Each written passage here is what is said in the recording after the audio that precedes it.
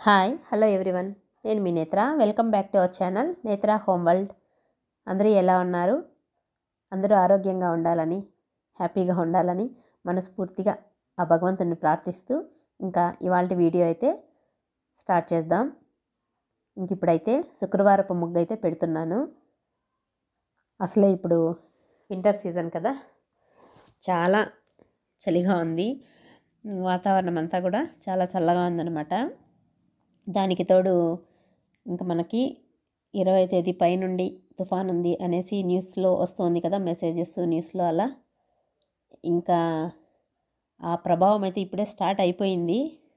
Climate అయితే చాలా క్లౌడీగా అయిపోయిందనమాట. మనకి చలికాలంలో అయితే తొందరగా లేవడానికి కానీ పనులు చేయడానికి, ఇంట్లో పనులు అంతా చాలా బద్ధకంగా అయితే అనిపిస్తుంది. చలికి ఇంకా కాసేపు పడుకుందామా అన్నట్లు బాడీ అయితే మనకు సహకరించదనమాట.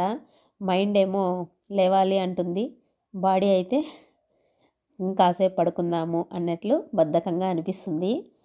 కష్టమైనా సరే కాస్త తొందరగా లేచి కాసేపు ఇంటిలో పనులు చేస్తూ ఉంటే ఆ బద్ధకం అనేది వీడిపోతుంది మనల్ని.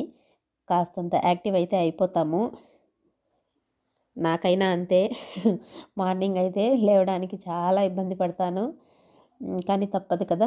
మనకి ఇంట్లో వాళ్ళు టైంకి బయట వెళ్ళాలన్నా, టైంకి అన్నీ టిఫిన్స్ అన్నీ కావాలన్నా మనం తొందరగా లేస్తే, లేడీస్ ఎంత యాక్టివ్గా ఉంటే ఇంట్లో పనులు అంత చకచక అయితే అయిపోతాయి. ప్రతిరోజు గుమ్మం ముందంతా శుభ్రపరచుకొని ఇలా ముగ్గుతో అలంకరించుకుంటే ఇంటిలో మనకి పాజిటివ్నెస్ అనేది ఉంటుంది. మనకు నెగిటివ్ అయినా పాజిటివ్ అయినా మన ఇంట్లోనికి గుమ్మం ద్వారానే కదా రావాలి. అలాంటి గుమ్మాన్ని కానీ, గుమ్మం ముందు కానీ అందంగా అలంకరించుకుంటే లక్ష్మీ కలగా అయితే ఉంటుంది. పూర్వం మన పెద్దలు చెప్పేవారు కదా, ఇప్పటికి కూడా అంటూనే ఉంటారు పెద్దలైతే. ఏ ఇంటి ముంగిట అయితే రంగవల్లులతో కలగా ఉంటుందో ఆ ఇంటికి లక్ష్మీదేవి వస్తుంది అని చెప్తూ ఉంటారు కదా పెద్దలు. అంటే ఉదయాన్నే ఏ ఇంటి ముందు రంగవల్లులతో చక్కగా అలంకరించుకుంటారో అని చెప్పేవాళ్ళు అనమాట పెద్దవాళ్ళు అయితే. ఆ ఇంటికే లక్ష్మీదేవి వస్తుంది అని. ఇంకా జాబ్స్కి వెళ్ళే లేడీస్ అయితే అటువంటి వారు మాకు టైం సరిపోదు అని కూడా అనుకోవచ్చు. మనం పెద్ద పెద్ద ముగ్గులతో అలంకరించకపోయినా పర్వాలేదు, ఉదయాన్నే ఇంటి ముందు నీళ్లు చల్లి చాక్పీస్తో అయినా సరే చిన్నదిగా ఒక ముగ్గు వేస్తే నాకు తెలిసి 5 నిమిషాల కంటే ఎక్కువ సమయం అయితే పట్టదు. అందులోనూ ఇంటిలో నుంచి బయలుదేరేటప్పుడు ఉదయాన్నే ఇంట్లో జెంట్స్ కానివ్వండి, మనం కానివ్వండి, ఎక్కడైనా బయలుదేరేటప్పుడు ఇలా కంటికి అందంగా కనిపించిందంటే వాళ్ళ మైండ్ కూడా పాజిటివ్గా ఉంటుందన్నమాట. బయట వెళ్ళేటప్పుడు హ్యాపీగా వెళ్తారు. అలానే మెడిటేషన్ చేయడం అని, ఆసనాలు వేయడం వంటివి ఆరోగ్యం కోసం చాలామంది చేస్తూ ఉంటారు కదా.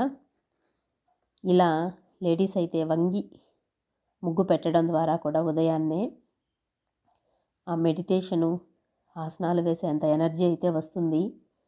అలానే మన మైండ్లో నర్వస్ కూడా చాలా యాక్టివ్ అయ్యి ఆ డే అంతా కూడా మనకి చాలా యాక్టివ్నెస్గా అయితే ఉంటాము. చాలా పాజిటివ్గా ఉంటుంది.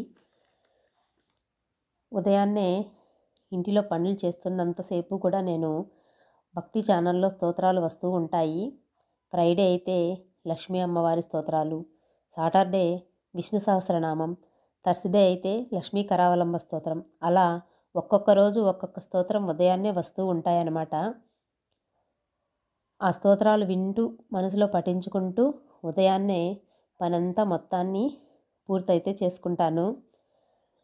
మనకి స్తోత్రాలు చెప్పేది రాకపోయినా పర్లేదు, మనం విన్నా కూడా మంచిదే.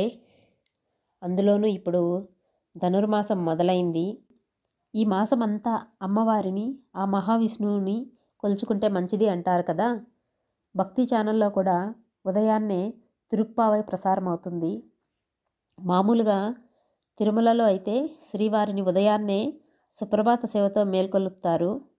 కానీ ఈ ధనుర్మాసం మొత్తం తిరుప్పావై సేవతో శ్రీవారిని మేల్కొలుపుతారు. ఆ తిరుప్పావై సేవ కూడా మనకి ఆ సుప్రభాతం అనేది ఉదయాన్నే భక్తి ఛానల్లో వస్తుంది, అందరూ చూడండి. ఇంకా ఇది శుక్రవారపు ముగ్గు అయితే శుక్రవారపు ముగ్గు పెట్టుకుంటూ అలా చక్కగా మంచి మాటలు అయితే చెప్పుకున్నాం. అలానే మీకు ఈ ముగ్గు నచ్చితే ఒక చిన్న లైక్ ఇవ్వండి మన వీడియోకి. ఇంకా ముగ్గు పూర్తయిన తర్వాత తులసికోటలో తులసికోటలో పూజ చేయడానికి కావాల్సినవన్నీ తీసుకొని ఇలా వచ్చి తులసమ్మను బాగా చక్కగా అలంకరించుకొని ముగ్గంతా పెట్టుకొని పూజ అయితే చేసుకున్నాను. ఇలా వారానికి ఒక్కరోజు చేసినా చాలు, అంటే ప్రతిరోజు దీపం అయితే పెట్టుకుంటూ ఉంటానన్నమాట.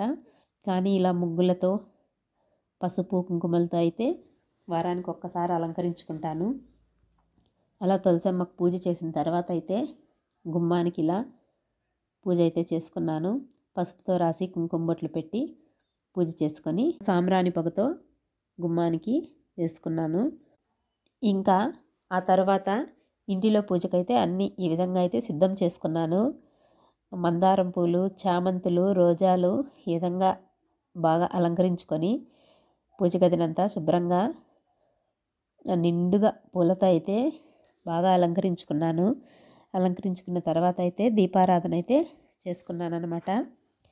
ఓం దీపోజ్యోతి పరం జ్యోతి దీపజ్యోతిర్జనార్దన దీపో హరతు మే పాపం దీపజ్యోతి నమస్తుతే శుభం కరోతు కళ్యాణం ఆరోగ్యం సుఖ సంపద ద్వేషబుద్ధి వినాశాయ ఆత్మజ్యోతి నమస్తుతే ఆత్మజ్యోతి ప్రదీప్తాయ గురుజ్యోతి నమస్తుతే.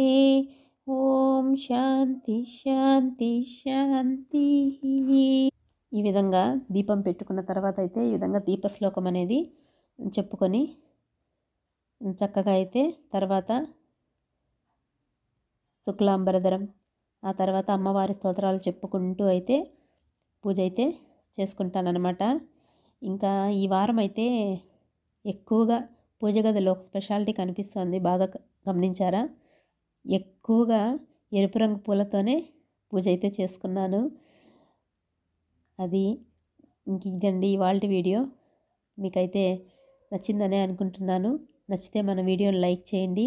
అలానే కొత్త వాళ్ళు ఎవరైనా చూస్తుంటే మన ఛానల్ని సబ్స్క్రైబ్ చేసుకోండి. మళ్ళీ తిరిగి మనం మన మంచి వీడియోతో కలుసుకుందాం. అంతవరకు బాయ్.